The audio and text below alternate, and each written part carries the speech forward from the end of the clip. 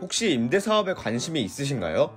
매달 따박따박 들어오는 월세로 노후 생활이 든든해져 오피스텔 임대를 알아보시는 분들이 요즘 많으신데요. 최근 오피스텔보다 더 뜨고 있는 임대 상품이 있다고 해서 저희 리얼캐스트TV에서 자세히 알아봤습니다. 부동산 임대사업이라 하면 첫 번째로 떠오르는 게 바로 오피스텔일 겁니다. 오피스텔은 아파트보다 가격대가 낮으면서도 매달 월세 수익도 얻을 수 있으니 임대사업으로 안성맞춤이죠. 한국부동산원에 따르면 서울 오피스텔 평균 매매가는 2억 5,285만원입니다. 서울 아파트 평균 매매가격이 9억 711만원인 것에 비해 훨씬 저렴한 것이죠. 아파트보다 저렴하겠다, 월세 수익도 있고 오피스텔은 주택수로 포함되지도 않으니 많은 분들이 투자하고 있으신데요. 최근 들어 오피스텔보다 낫다는 말이 나오고 있는 새로운 임대사업이 있어 눈길을 끌고 있습니다. 그 주인공은 바로 대형아파트 세대분리입니다. 대형아파트 세대분리는 신축 아파트만 가능한 거 아니야 라고 생각하시는 분들도 계실 겁니다. 하지만 주택법이 개선되면서 신축 아파트에만 허용됐던 세대분리 아파트가 기존 아파트에도 적용될 수 있게 됐는데요. 이제는 대형평수 아파트라면 세대분리를 통해 임대 수익을 얻을 수 있게 된 것이죠. 대형아파트 세대분리는 가벽과 현관 분리를 통해 집을 리모델링하여 말 그대로 한 지붕에 두 가족이 사는 거라고 보시면 됩니다. 특히 대형아파트 세대분리에 관심을 가지고 있으신 분들은 자녀들을 출가시키고 부부만 거주하는 장년분들인데요. 넓은 대형평수의 집에 부부만 살기에는 관리면에서나 수익면에서나 득이 되지 않기 때문이죠. 세대분리로 기존의 내 집은 유지하되 월세 수익을 얻을 수 있으니 당연히 오피스텔보다 좀 더 관심이 가겠죠? 세대분리에서 월세를 좀 받아볼까 싶으신 분들은 궁금증이 하나 있으실 겁니다. 바로 임대 수요는 얼만큼 되냐는 거 아닐까요? 애써 세대분리 리모델링을 돈 들여서 다 했는데 세입자가 없으면 낭패니까요. 세대분리 아파트의 수요는 적지는 않습니다. 그도 그럴 것이 원룸에 살아도 아파트 단지 내에 거주하는 것이니 수요가 오피스텔보다 높지는 않아도 꾸준히 있는 편이죠.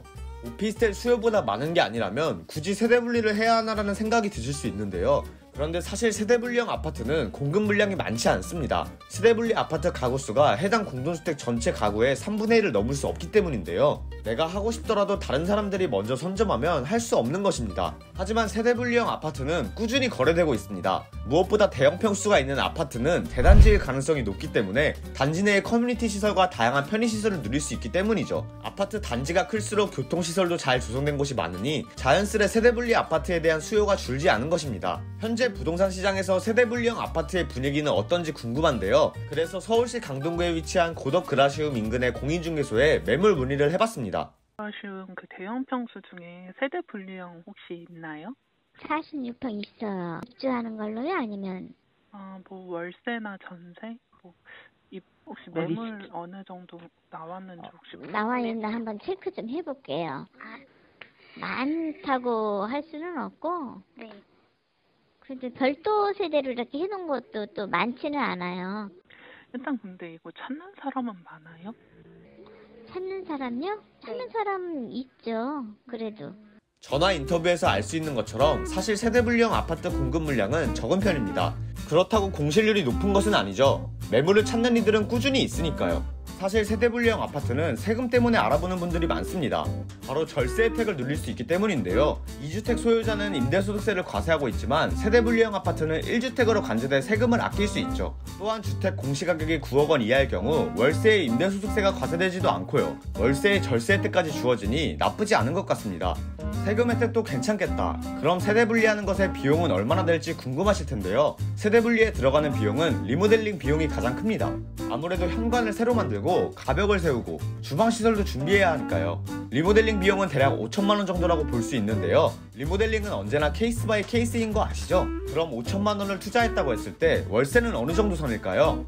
앞서 알아봤던 고덕그라시움의 세대분리형 아파트의 경우 12평 원룸이 보증금 2천만원에 월세 100만원을 받는다고 합니다.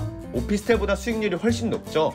대형평수 아파트에 거주 중이시라면 한번 노려볼 만한 것 같습니다. 임대 수익과 세금 혜택이라는 장점을 갖고 있는 세대분리형 아파트. 그런데 세대분리형 아파트가 완벽하기만 할까요? 그렇지는 않습니다. 사실 세대분리형 아파트는 리모델링으로 새로운 공간을 만들다 보니 소음에 취약하다는 단점을 갖고 있는데요. 또한 관리비를 나누는 것이 애매하다는 점, 한 지붕에 두 식구가 사는 것에 대한 불편함 등 여러 단점을 갖고 있습니다. 그렇기 때문에 임대 수익만 보고 바로 결정하시는 것은 비추입니다. 여러 장단점을 비교해본 후 본인에게 더 이득이 되는 것이 무엇인지를 생각해봐야 하죠. 지금까지 세대분리형 아파트에 대해 알아봤는데요. 오피스텔과 세대 분리형 아파트 등 여러 수익형 부동산을 통해 구독자님들의 부동산 재테크가 성공하기를 바라며 오늘의 영상을 마치겠습니다.